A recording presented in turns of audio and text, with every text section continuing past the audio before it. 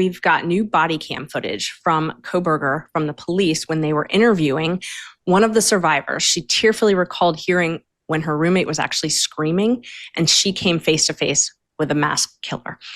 If we could play the body cam that shows her talking with the other officer about what she heard.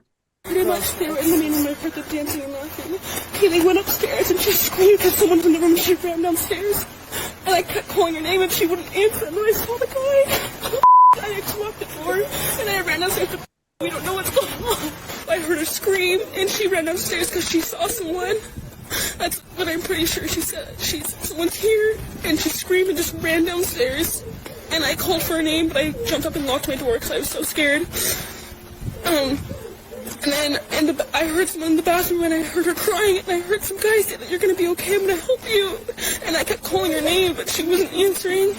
And then I opened the door for a second, and I saw this guy, and he was not insanely tall, but he was wearing all black and like this mask that was just covering his forehead and his mouth. Footage like that is telling me why Bryan Kohberger took a plea and didn't go to trial. Because if you hear that, I mean, you just can't listen to that and not feel something in your gut. You know, that's the type of testimony that you need to plea. You need to admit to what you did. You can't overcome it. You shouldn't overcome it. You should plead guilty. You are guilty.